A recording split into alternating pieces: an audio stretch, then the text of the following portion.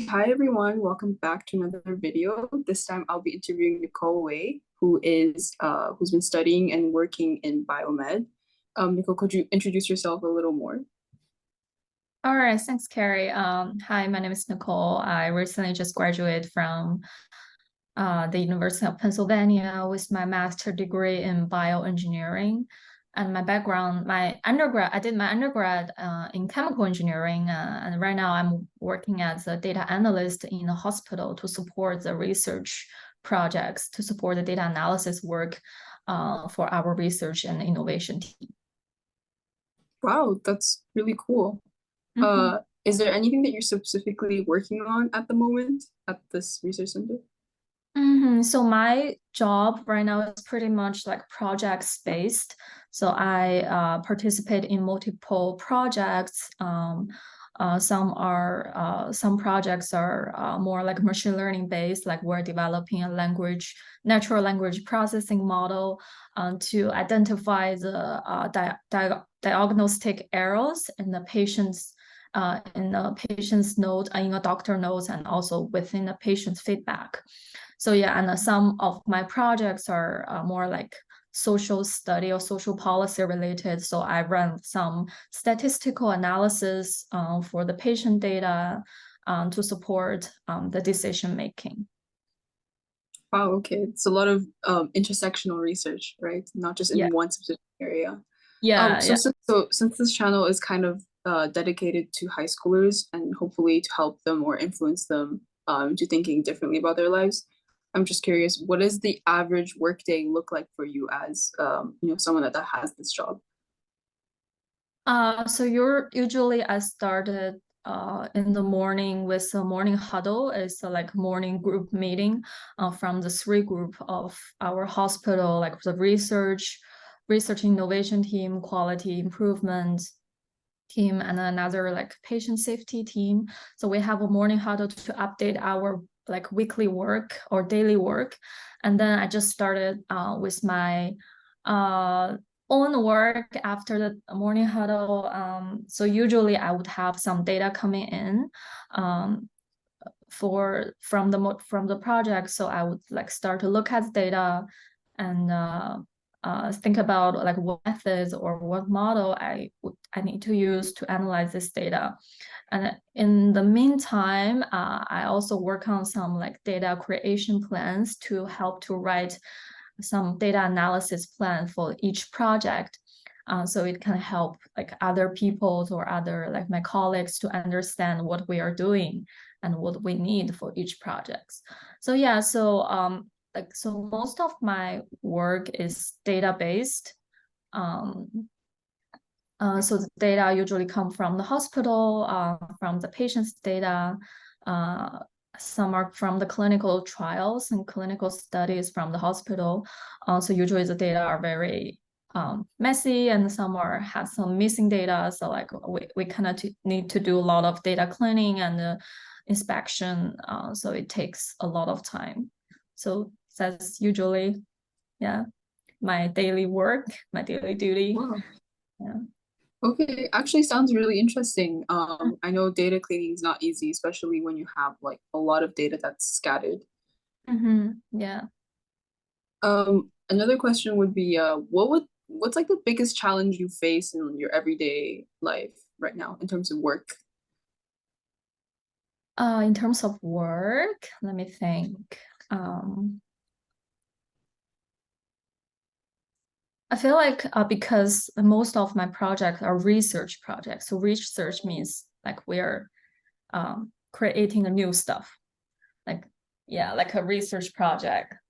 Yeah, so it's not a like a routine work that you just repeatedly doing every day. Like it's new, it's a like everything's from new. You have a new idea and you need to find what you need and then create the process and lead to the outcome. So research is always smooth.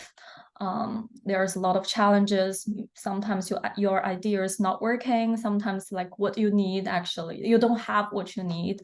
So that's actually the challenge. And most of the time you need to like come up with your own idea of how you can achieve this outcome.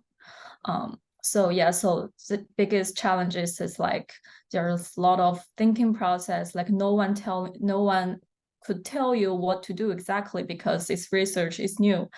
So yeah.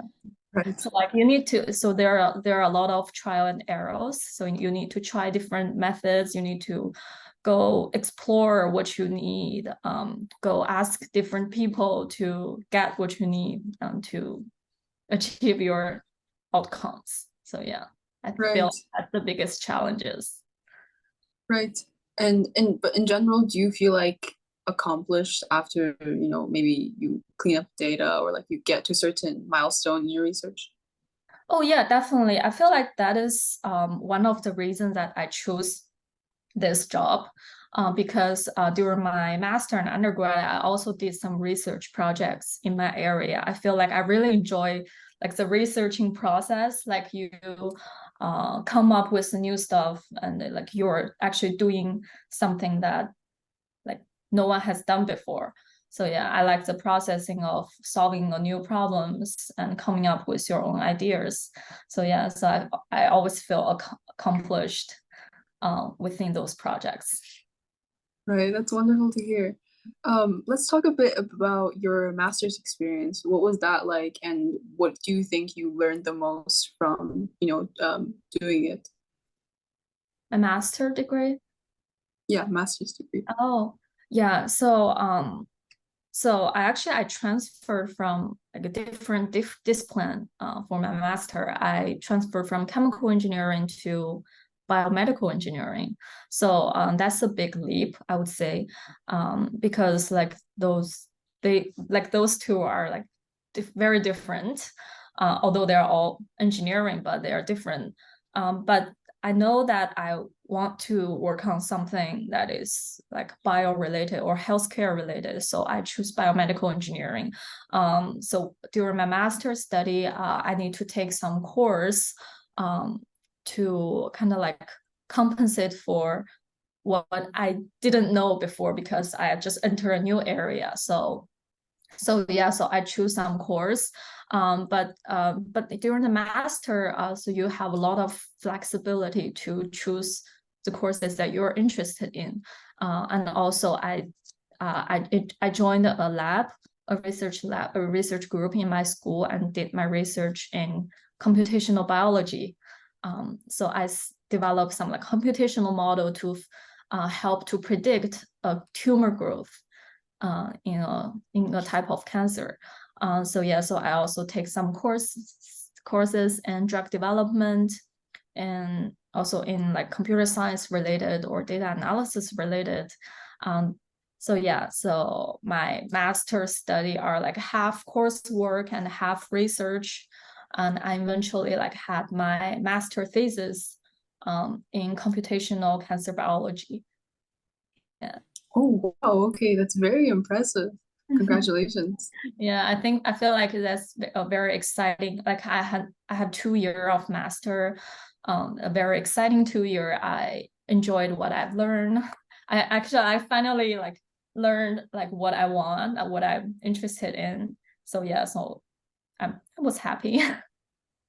Oh, wow, that's so nice to hear. What about your experience specifically at UPenn? How was that? I know it's like a very prestigious school.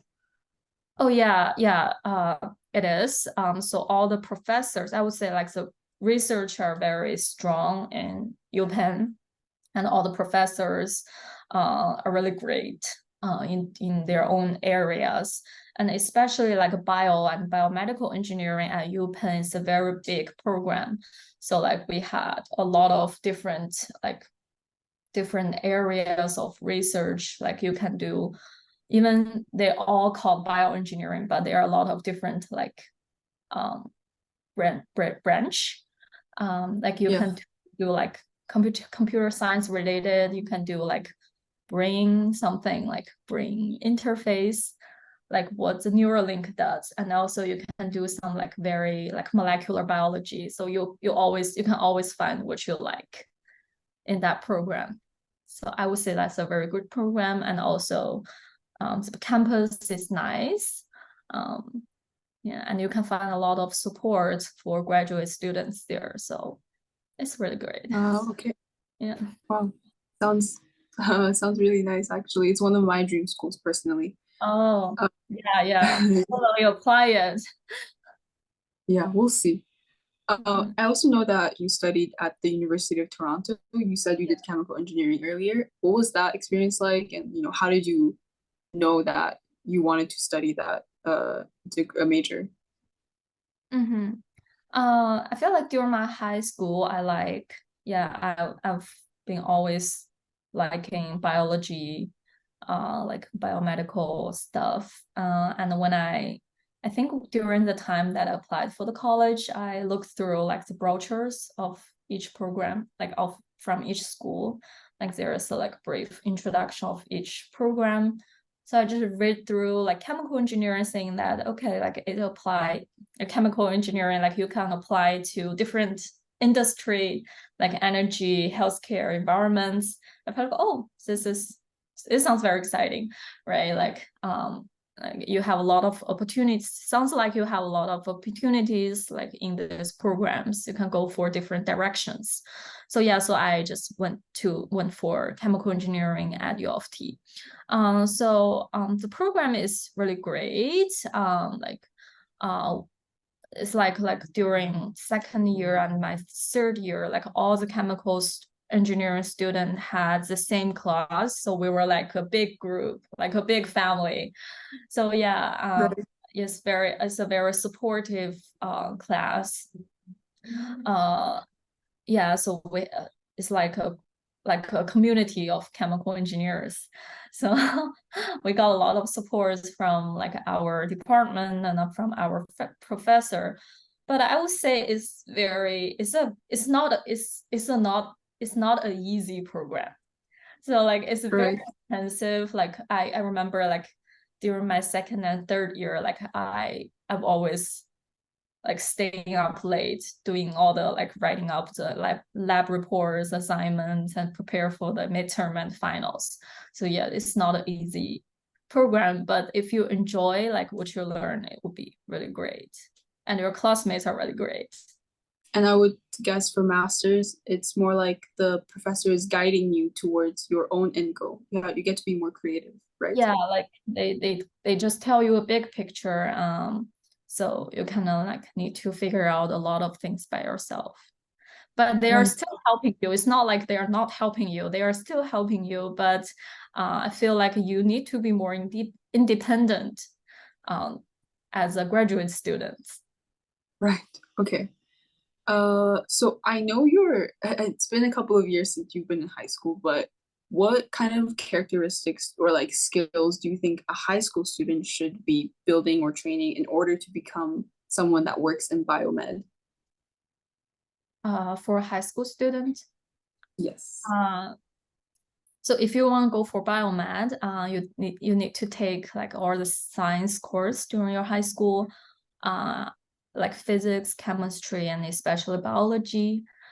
So those are the fundamental courses of biomedical engineering or like life science related programs. So yeah, and also for if you want to go for like like biomed, you also need a good foundation of mathematics. So biomedical engineering is basically like a interdiscipline programs, like intersectional programs. Like it has like a lot of like math, physics, and also biology, and sometimes computer science. So yeah, so you need to have a good knowledge of this before you enter this program. Right. And what about in terms of work ethic or characteristics? Do you think there's anything that's specific to biomed that students should have?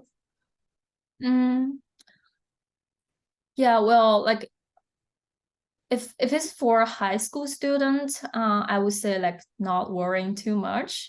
Like you can definitely go for this. Like don't worry or don't think that you're not good enough or you need some extra like ability to be a like a biomedical engineer or be a like biomedicine person. So don't worry too much.